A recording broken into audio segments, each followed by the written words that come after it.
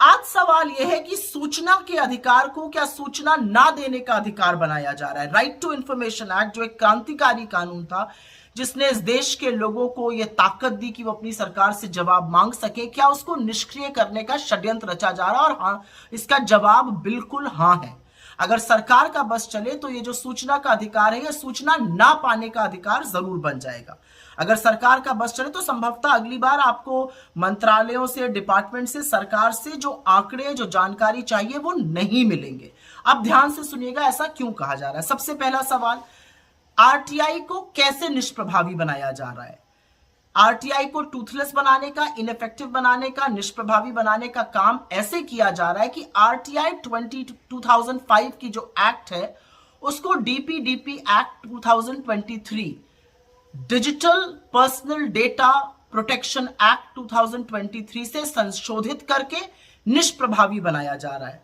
अब दूसरा सवाल, ऐसा कैसे किया जा रहा है? डीपीडीपी 2023 से कैसे किया जा रहा है? आरटीआई एक्ट 2005 के सेक्शन 8(1)J में निजी इंफॉर्मेशन के बारे में कुछ बातें बताई गई हैं।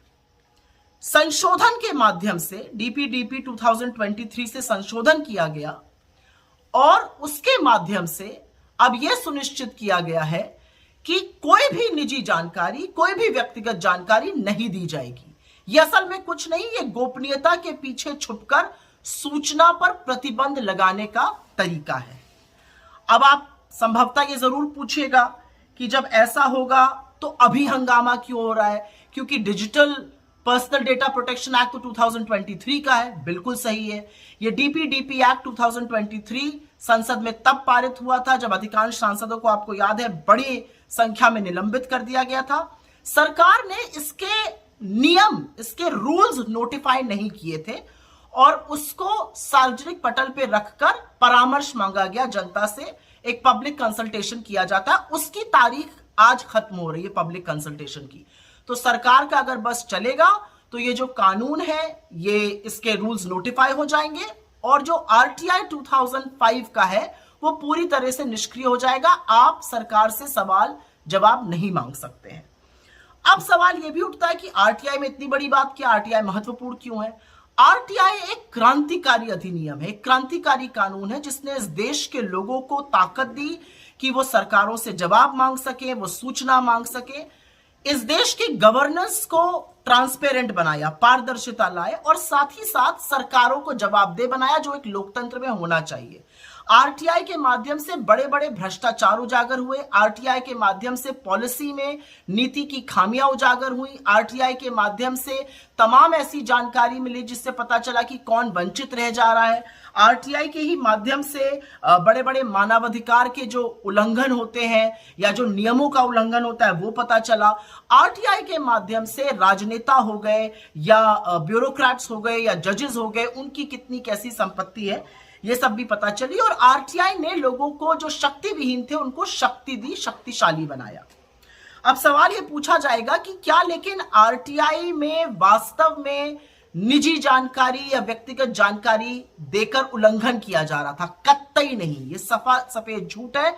सेक्शन 8(1)J पूरी तरह से कहता था कि अगर जो जानकारी मांगी जा रही है वो पब्लिक एक्टिविटी, मतलब कोई जनहित में या किसी जन कार्यक्रम की नहीं है या इससे किसी की प्राइवेसी का, इससे किसी की निजता का उल्लंघन होता है, तो वो नहीं साझा की जाएगी। ये प्रोविजन था उसमें और ये बिल्कुल मनगढ़ंत बात है कि उससे किसी की निजता का हनन हो रहा था।